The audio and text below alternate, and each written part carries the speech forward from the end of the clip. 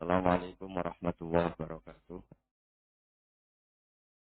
Bismillahirrahmanirrahim. Allahumma shalli wa sallim ala nabiyyina habibina Muhammadin sallallahu alaihi wasallam wa ala alihi washabihi ajmain amma ba'du. Semua yang kami hormati, ada Pak Rektor, ada Rektor Senior, Pak Arsoyo, ya teman-teman direktur, dosen semua yang saya hormati. Tadi katanya mau naik kelas ya. Kalau naik kelas dari rumah saya niatkan mari mengkaji diroyah. Diroyah itu melogikakan riwayat. Jadi misalnya kita sering dengar Rasulullah Shallallahu Alaihi Wasallam sering ngendikan kalian masuk surga itu bukan hanya berdasar amal, tapi berdasar anugerah Allah Subhanahu wa Ta'ala. Oke, kita sepakat amal kita, perilaku kita, ibadah kita, andaikan dikompensasi dengan nikmat yang Allah berikan, tentu tidak seimbang.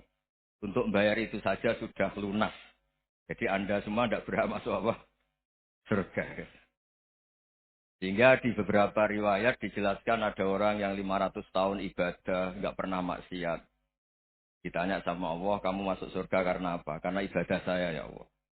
Ya sudah, surga kamu 500 tahun saja, karena ibadah kamu 500 tahun. Ini cerita umur-umur orang dulu. Ya Allah katanya surga engkau ini selamanya. Ya kalau yang selamanya itu rahmatku, kalau amal kamu terbatas ya surganya sesuai amal kamu ya terbatas. Ya sudah ya Allah, berarti masuk saya surga saya ini karena fadl engkau, karena anugerah engkau. Itu namanya apa? Diroyah. Diroyah itu satu kajian analisis di mana kita percaya riwayat, tapi kemudian punya logika, punya diroyah. Ini penting supaya tauhid, ya tauhid kita ini kuat. Jadi dulu ada orang yang sangat cerdas, namanya Jubair bin Mut'im. Dia saking cerdasnya, juga kaya, juga tokoh, dikirim sebagai delegasi pembebasan Asra Badrin, tawanan Badar. Kemudian pas datang ke Masjid Nabawi, Nabi delalah pas baca Wattur wa kitabim mastur. Sampai pada titik Nabi baca Am khuliqu min ghairi syai'in. Am humul khaliqun. Apakah penciptaan yang sedemikian canggih itu dimulai tanpa perwujudan, tanpa sesuatu yang real, yang maujud. Orang itu langsung bersimpuh, matur, ya Rasulullah saya Islam. Kada qalbi yatir, hampir hati saya, otak saya, pikiran saya itu terbang. Karena logika yang dibangun ateisme misalnya, kalau alam raya ini dimulai dari nihilisme, berarti logikanya apa? Al-adamu yakhluqu maujudan. Alam raya ini kan maujud. Maujud itu ada. Kalau yang lebih dulu itu ketiadaan, berarti ketiadaan menjadi sebab kewujudan. Kalau dalam bahasa Arab itu, al-adamu yakhluqu maujudan. Sesuatu yang harusnya nggak jadi faktor karena ketiadaan, menjadi faktor sesuatu yang nyata. Itu kan nggak masuk akal. Ya, kalau alam raya ini ada al-adam sing yasbiku maujudan, berarti alam raya ini al-adamu yakhluqu maujudan, sesuatu yang tidak ada menciptakan yang ada. Dengan logika itu terus kita ngaji, diajari sama guru-guru kita, sifat dasar Allah itu maujud. Wallahu maujudun qadimun. Nah, terus masuk. Yang harus distatuskan pertama dari Allah itu apa? Maujud, wujud. Karena dengan wujud ini layak menjadi penyebab adanya alam raya ini. Sehingga ketika kita menolak paham nihilisme atau ateisme, paham tanpa Tuhan, tanpa pencipta awal, kita punya diroyah.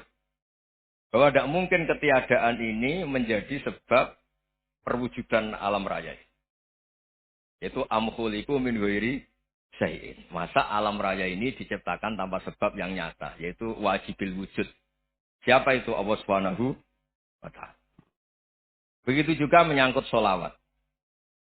Orang boleh beda pendapat tentang redaksi sholawat. Ada masalah ala Muhammad, ala Sayyidina Muhammad, Nabi Muhammad. Monggo lah masalah redaksi saja. Tapi setelah dianalisis, Nabi itu Pak Rektor, jadi Nabi setelah Nabi Isa saking dihormatinya sampai dituhankan. Juga jadi Nabi yang ada cerita masih hangat, orang Yahudi itu bunuh Nabi. Jadi yang satu mendudukkan Nabi sedemikian tinggi sampai kayak Tuhan. Yang satu menjatuhkan Nabi sedemikian rendah sampai dibunuh. Kayak apa susahnya jadi Nabi Muhammad Shallallahu Alaihi Wasallam. Kemudian dengan gampang Hadaddin agama ini bikin syariat yang bernama sholawat. Redaksinya monggo lah sesuai tradisi masing-masing. Allahumma sholli ala Muhammad, Allahumma sholli ala Sayyidina Muhammad, ala Nabiyina Muhammad monggo. Tapi yang jelas redaksi ini kalau didiroyah dikaji. Allahumma itu Tuhan, Tuhan itu pemberi. Wa Muhammadun wa in jalla qadruh abdun min ibadi. Muhammad apapun tinggi derajatnya tetap berstatus hamba. Sehingga agama ini terjaga oleh sihotus sholawat. Agama ini terjaga oleh redaksi sholawat. Yaitu Allah tetap pemberi sebagai Tuhan yang enggak tersaingi. La syarikalah. Rasulullah Muhammad wa in jalla qadruh. Apapun prestasinya bisa mi'raj bisa apa saja. Tetap seorang hamba yang butuh muhtajun ila rahmatih. Jika redaksi Allahumma sholli ala Muhammad ini mengukuhkan yang Tuhan tetap Tuhan, hamba pilihan tetap hamba pilihan. Tentu dengan redaksi ini kemudian kita mendudukkan Nabi benar-benar posisi terhormat. Yaitu orang yang paling berhak dapat askat tahiyat. Mendapat penghormatan Allah paling tinggi. Yaitu Rasulullah Muhammad Sallallahu Alaihi Wasallam. Dan itu diulang-ulang oleh Allah. Subhanalladzi asra bi abdi. Status hamba ini diulang. Lagi-lagi ini bernama diroyah. Bernama apa? Contoh ketiga misalnya fihi ayatum bayinatum maqamu Ibrahim.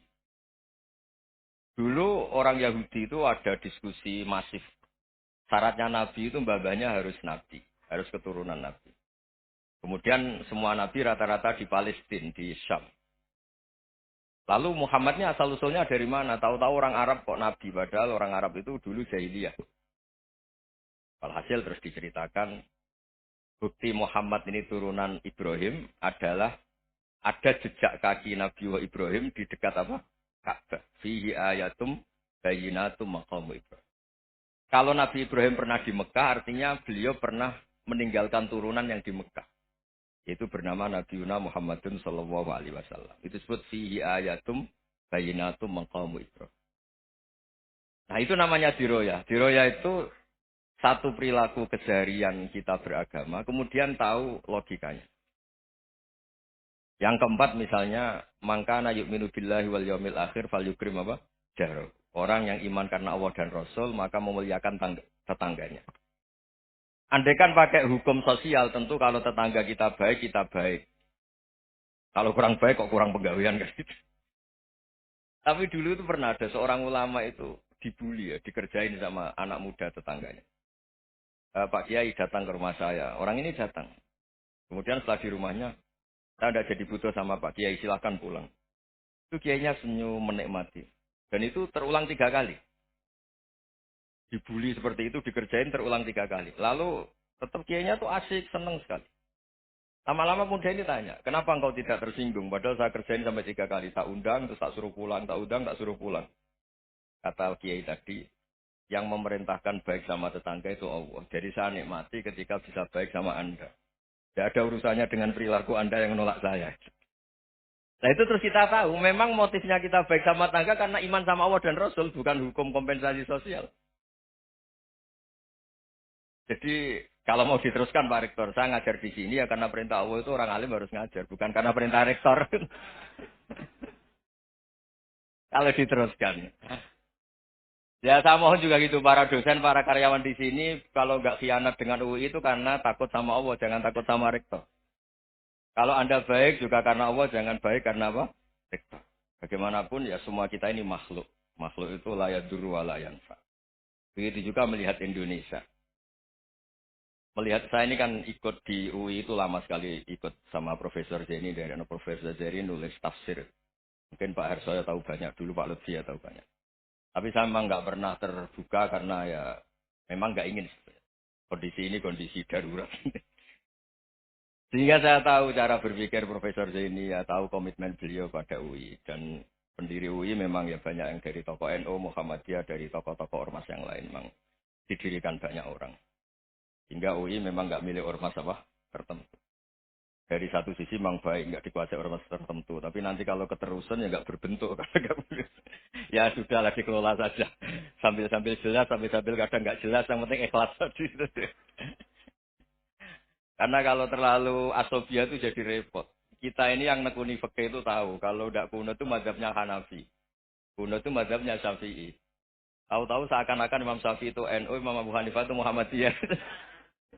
Padahal ini orang-orang yang sebelum NU dan apa? Muhammadiyah. Jadi kalau kita yang nekuni ilmu itu biasa saja dengan perbedaan. Tapi kalau orang-orang yang nggak siap dengan perbedaan itu sampai Allah disifati Ta'ala itu tidak terima. Padahal Ta'ala itu maknanya moho luhur, yang maha agung. Jadi ada seorang kiai kebetulan pidato pertama Pak Rektor. Assalamualaikum warahmatullahi ta'ala wabarakatuh. Ilmu balik kedua ini nggak terima karena itu dianggap bid'ah ada Ta'ala. Hanya dia bilang Assalamualaikum warahmatullahi tambah ta'ala wabarakatuh. Itu saking asobiahnya itu Allah ditambahi Ta'ala itu tidak terima. Padahal Ta'ala itu maknanya maha agung. Nah itu kan jadi repot kalau asobiah gitu. Kalau kita ngadepi perbedaan itu biasa saja. Karena kita mungkin bacanya banyak, lihat hal-hal seperti itu ya biasa. Karena dulu itu perbedaan itu urusan sudut pandang. Ya saya ulang lagi, perbedaan itu sudut. Allah yang Tuhan saja sering didebat sama nabi-nabinya. Karena urusan sudut pandang apa? Saya beri contoh. Suatu saat Khalilur Rahman Ibrahim itu saatnya meninggal sama Allah, Israel disuruh. Israel itu Ibrahim saatnya meninggal, ambil nyawanya. Setelah datang ke Ibrahim, ya Khalilur Rahman Ibrahim saya disuruh nyapu nyawa Anda. Itu Israel dipaksa mikir sama Ibrahim. Hal ra'aita khalilan yumitu khalilah. Kamu tahu orang yang mencintai kemudian bunuh yang dicintai. Itu logika agak benar. Akhirnya Israel kan nggak biasa debat. Kan nggak dilatih debat. Nggak pernah ikut lomba UI debat ilmiah. Dia taunya nyambut nyawa aja. Kembali ke Allah. Ya Allah, kata Ibrahim, hal ra'aita khalilan yumitu khalilah. Masa kekasih bunuh yang dicintai. Ya. Tapi kata Allah santai. Bilang ke Ibrahim, hal ra'aita habiban yakrahu ayyalqa habibah. Masa katanya dia cinta saya, kemudian ketemu saya tidak berani. Israel mater lagi. Logikanya gini, Ibrahim, masa yang dicintai sama yang ketemu yang dicintai nggak berani. Ya udah ketemu aja. Satunya yang meninggal itu. Artinya, kamu bisa saja GR tidak mati-mati karena merasa dicintai. Atau ingin mati karena mencintai. Nah, maksud saya, dalam hal-hal seperti ini orang UI pasti nggak jelas. Katanya cinta Allah suruh mati ya nggak mau. Nggak jelas kan? Dibilang nggak cinta juga nggak mau. Tapi dibilang cinta kalau ukurannya mati juga nggak mau. Nah, tapi dalam banyak hal nggak jelas itu penting, Pak Rektor. Penting sekali. Buatan guyon. Saya beri contoh sekian ilmiah, nggak jelas itu penting. Rasulullah Shallallahu Alaihi Wasallam itu dalam banyak hal itu disuruh Allah, memang disuruh supaya ngambil sikap seperti itu. Karena Allah itu punya otoritas penuh untuk bikin orang itu baik atau tidak baik. Wahsy itu yang membunuh Sayyid Hamzah, orang paling dicintai Nabi, di antara yang dicintai Nabi. Qatalahu Wahsyun, dibunuh oleh Wahsy. Nabi secara basarnya itu nggak suka sama Wahsy. Sampai cara lahir ya ingin corong Jawa ingin masuk nol. Tapi apa kata Allah? Laisa laka minal amri syai'un aw yatuba alaihim aw yu'adzibah. Itu tidak wilayah kamu Muhammad. Malah Wahsy dikasih tobat sama Allah. Khalid bin Walid. Itu perang Uhud kalah itu karena ide brilian Khalid bin Walid. Pas itu masih panglima kafir. Yaitu pura-pura kalah, Ghanimah dilepas, sahabat turun, pasukannya naik, walhasil orang Islam kalah. Khalid bin Walid akhirnya juga masuk Islam. Orang yang secara basariah Nabi itu nggak siap. Kebalikannya juga ada. Sa'labah itu orang sampai sempat gelar Hamamatul Masjid. Ini pas ngaji mesti ingat. Salah. Dia di masjid terus. Setiap habis salam tuh lari karena istrinya Nyun Sewu masih berpakaian yang tidak pantas. Kenapa engkau terburu-buru pulang? Pakaian yang dipakai istri saya sekarang saya pakai. Ya pakaian sarung itu kayak Pak Rektor kan fleksibel. Ini khusus mau Ramadan, tidak akan sarungan terus, gak usah khawatir. Jadi ini tadi sudah perjanjian. Saya yang kiai celananan, beliau yang rektor pakai sarung. Jadi, iya. Supaya itu barter madhab. Tapi hanya sekali ini aja, bukan. Jadi jangan diharapkan ini jadi tontonan terus-menerus. Dan ini barter madhab. Saya sama Profesor Kores juga sering gitu. Saya pakai sarung yang dipakai dihadiahi beliau, beliau pakai sarung yang dihadiahi saya. Memang itu tradisi Islam. Tahadau tahabu. Kamu saling memberi hadiah, maka kamu saling mencintai. Bukan riswah, bukan. Walhasil terus, Sa'labah ini, buat saya didoakan Nabi, supaya saya kaya, supaya tidak sering ganti-ganti pakaian seperti ini sama istri saya. Jangan-jangan kamu miskin itu lebih baik. Ngotot minta didoakan. Didoain Nabi kaya, terus lama-lama ninggal sholat, ninggal jamaah. Itu Allah belum tersinggung. Yang mulai Allah tersinggung itu kan, saya sering fatwa di mana-mana, sering memberi saran.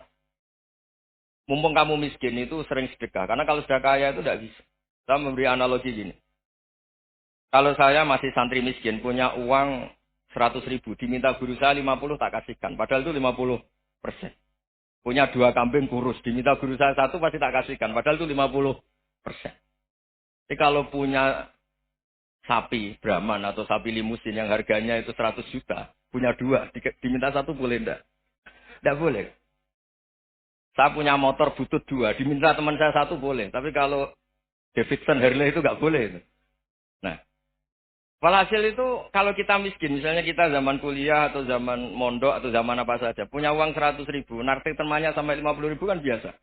Tapi setelah 1 miliar, berani enggak kamu kasihkan 500 juta? Sama-sama 50%. Enggak kan? Nah, salah apa gitu? Ketika zakat masih per 40 kambing 1 kambing itu sebenarnya kan masih ringan. 41, 82. Kambingnya itu sudah mabenal jabalen. Barang dihitung zakat karena sudah ribuan jumlahnya sampai 400 kambing. Banyak lah pokoknya. Terus kata Salabah, ini pemerasan. Karena jumlahnya besar. Allah tersinggung karena nabinya dianggap narik zakat itu dianggap khoros, dianggap pemeras. Allah tersinggung kemudian fa'aqobahum nifakon fi qulubihim ila yaumil. Dia ditegur munafik. Semenjak itu terus tadi kembali gak jelas tadi. Barkohnya gak jelas itu menjadi orang itu bijak.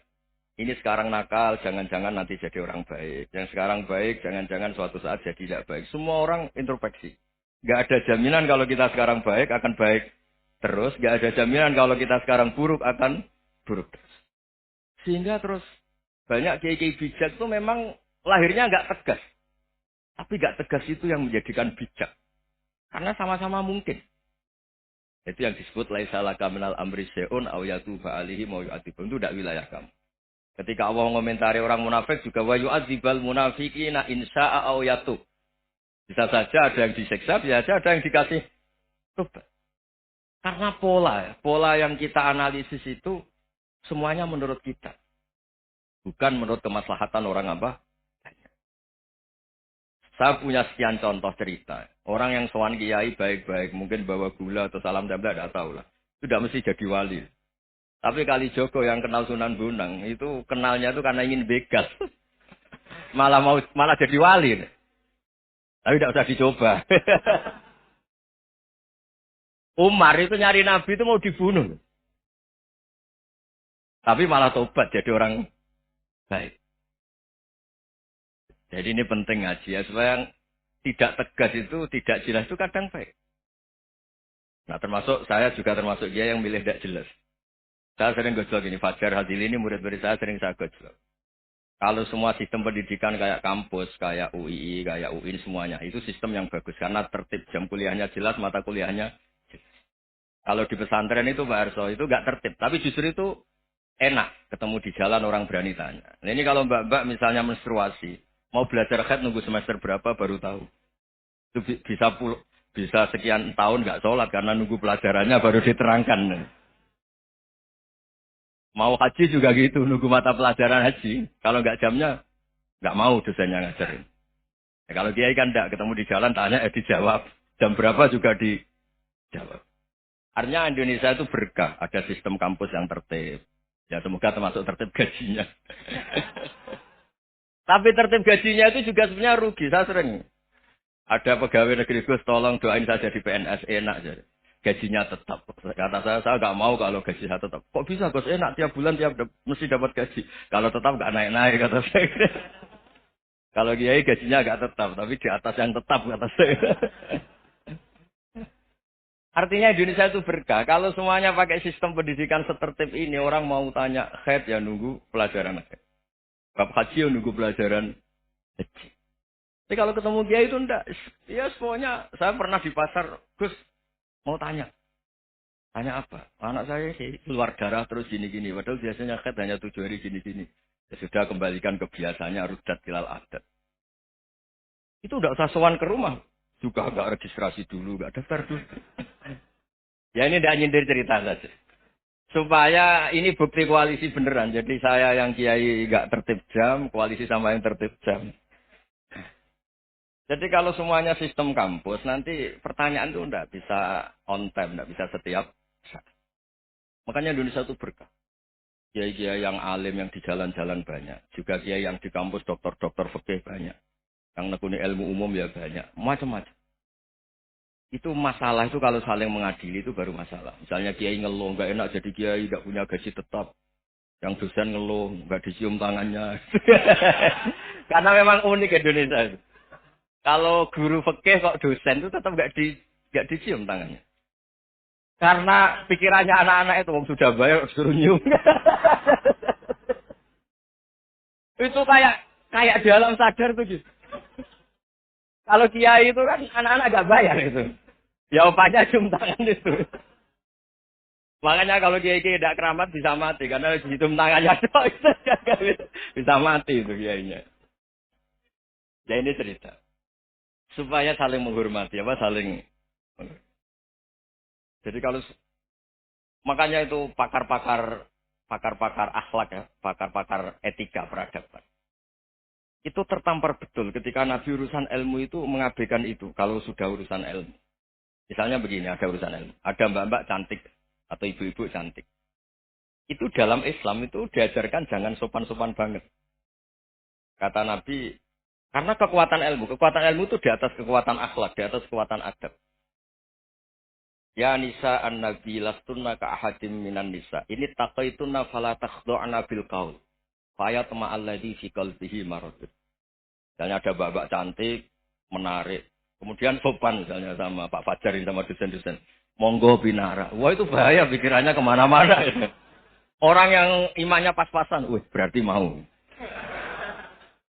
Maksud saya kalau cantik, menarik ketemu di jalan, biarin aja dosennya. Mau kemana biarin aja. Gak usah dihormatin. Kalau dihormatin, Pak mau kemana sadar no bisa bahaya. Tak biarin aja. Kalau tanya, Dek ini alamatnya mana? Cari sendiri Pak. Karena hanya dengan cara itu, si Pak dosen ini gak kepikiran. Gak ada orang suka, orang kedus itu gak akan. Tinggal sudah cantik, sopan. Wah bisa pikirannya macam-macam. Itu ilmu. Fala takhdu'na bil qaul. Kamu jangan terlalu lirih kalau ngomong. Fayat ma'alladzi fi qalbi maradun. Orang yang pikirannya masih kotor pasti berpikir yang negatif. Anda mungkin demi sopan sama dosen Anda.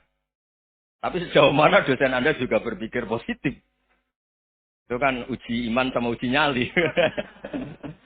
Nah, sama pejabat yang sopan sama kiai mungkin punya Alphard, punya Robicon, punya terus bawa uang banyak. Terus sama kiai cium tangan hormat. Jangan-jangan kiainya yang pikirannya macam-macam. Ini berarti bisa jadi muhibbin potensial misalnya. Nah, saya ini termasuk kiai yang pengagum ilmu. Sehingga saya sama orang yang medit, yang kikir sama saya itu saya senangnya bukan main. Kenapa? Karena kalau orang medit itu gak berhak nuntut. Tapi kalau orang lomo 1 juta minta surga. 2 juta ya minta apa? Surga. Gus, salam template. 200.000 aja kadang minta surga. Tapi kalau yang kikir-kikir ya sudah salaman tok sudah. Enggak minta apa-apa. Kan dia tahu diri. Enggak bayar kok minta. Maksud saya Islam itu luas. Dinikmati saja. Pak. Dinikmati. Ya itu diroya. Maksudnya itu diroya. Diroya itu kamu tahu aturan Islam itu kamu harus yakin khairihi wa syarrihi minallah. Semua itu ujian. Tapi kemudian dikaji. Makanya saya ini termasuk pengagum Imam Syafi'i. Imam Syafi'i itu dikasih tahu. Ada orang yang di depan engkau cium tangan hormat tuh di luar ngomong-ngomong, ngata-ngatain Anda. Imam Syafi'i tertawa-tawa sowan. Tuh, ada ini dikata-katain di luar kok. Kok tidak kamu anggap munafik malah tertawa. Berarti saya wibawa, di depan saya nggak berani. Dianggap penting saja. Dibilangin, sebagian orang kampung sini nggak suka sama engkau. Baguslah, nggak akan pinjam uang sama saya. Di mana-mana orang pinjam minta tolong itu karena seneng. Kalau benci kan enggak. Intinya dianggap enteng saja. Yang terjadi di dunia itu semuanya dianggap enteng saja. Man asa ilaika fakot atlakoka. Yang berburuk sama kamu itu membebaskan kamu. Coba kalau akrab, titip. Ya misalnya akrab sama Pak Fajar. Bilangkan ke Pak Rektor, sangkap tuh jadi guru tetap atau apa, kan ribet. Kalau tidak cocok kan nggak minta apa. Makanya hati-hati Pak Rektor sama yang akrab-akrab itu. Itu dulu saya juga nggak paham. Di antara wasiat Bapak yang sering diulang-ulang tuh itu.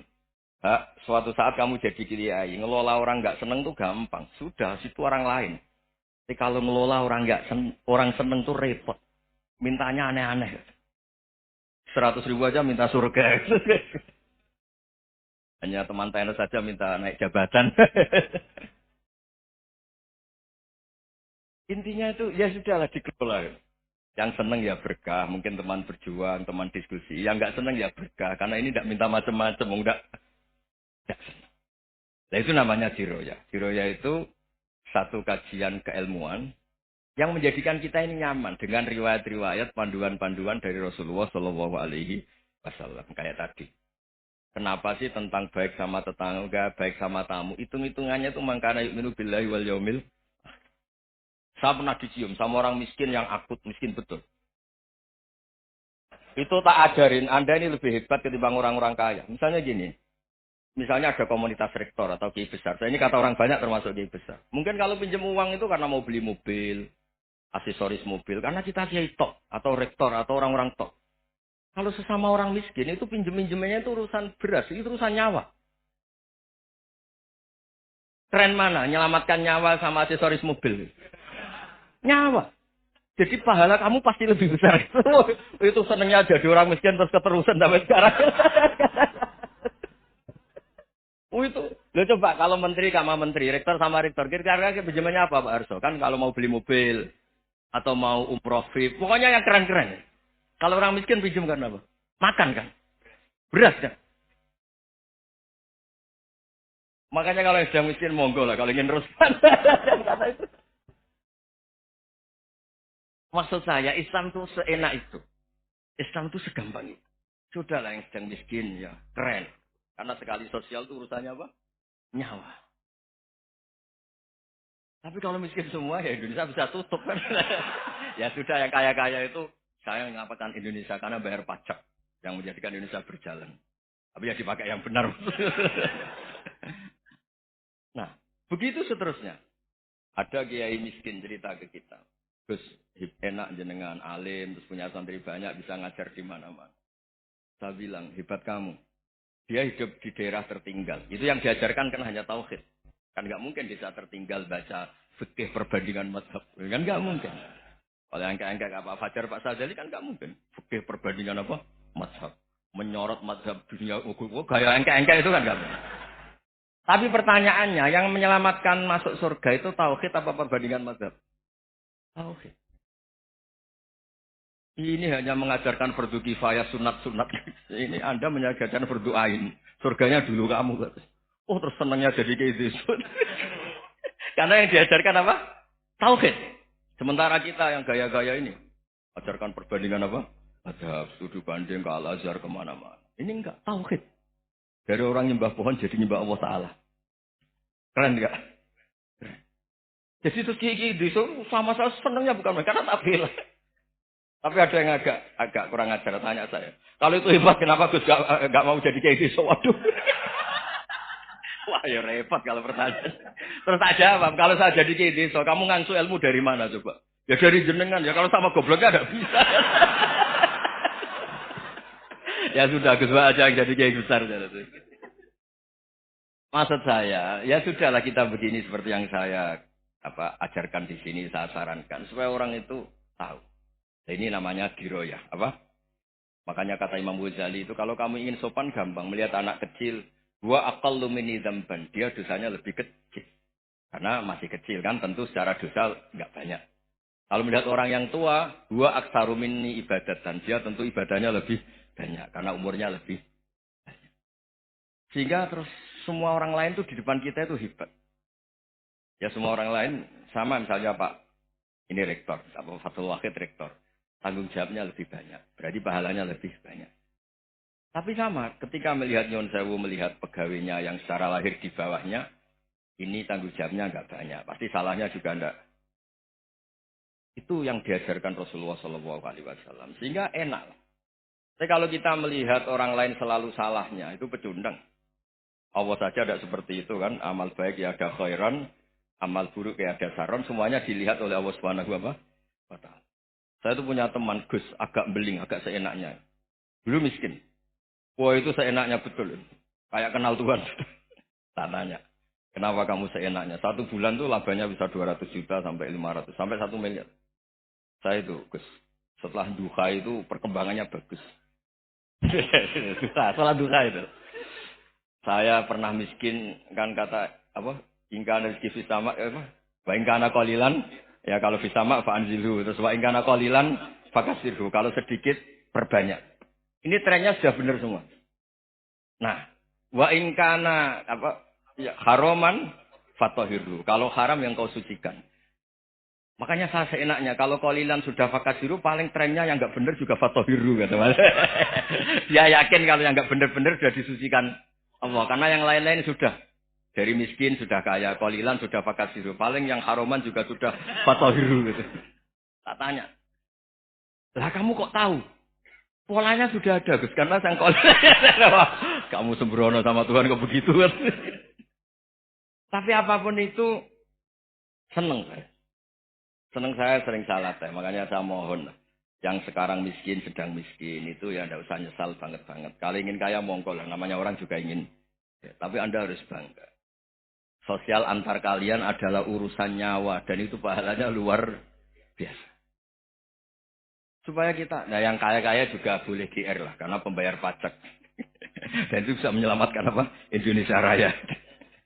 Begitu seterusnya.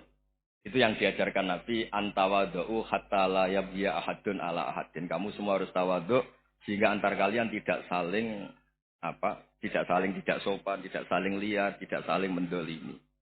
Termasuk tadi sikap gak jelas tadi. Orang dolim yang sekarang dolim saya saja tobat. Yang sekarang soleh saya saja nanti. Semuanya itu mungkin.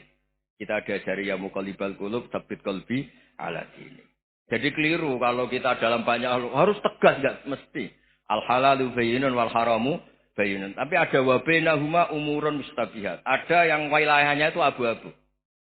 Misalnya ada perempuan cantik misalnya contoh paling gampang. Kalau kamu ajari secara serius kamu bisa saja tergoda jadi fitnah. Jadi kalau orang soleh nggak berani ngajarin kemudian digunakan orang fasik malah menjadi orang nakal kita juga tanggung jawab. Kamu mau tegas gimana? Wilayahnya sama-sama mungkin. Wilayahnya sama-sama mungkin. Yang dekat pejabat mungkin terkontaminasi KKN. Tapi kalau pejabat nggak dekati orang soleh, punya perilaku yang nggak soleh, yang repot juga Indonesia kan. Nah hal-hal seperti itu kita tidak perlu ngambil sikap. Maksudnya nggak usah ngambil sikap, ya kita buktikan kalau milih satu madhab, kita buktikan semuanya lebih baik, semuanya lebih bermanfaat, semuanya lebih berperadaban. Karena nggak bisa dihindari wabena humai. Termasuk nyuwun sewu saya mohon maaf sama mulai Pak Harso, Pak Lutfi sampai Pak Fathul Wahid. Saya ini termasuk kiai yang nggak suka dekat sama orang-orang top. Bukan karena hasud. Memang konstitusi kiai harus gitu lah tamud dan na'inaika. Kenal orang lebih tinggi itu kan resiko. Misalnya saya kiai desa, mungkin punya keri tua sudah seneng, punya kijang tua sudah seneng. Gara-gara kenal Pak Wahid naik Kempri, waduh kok saya kalah itu.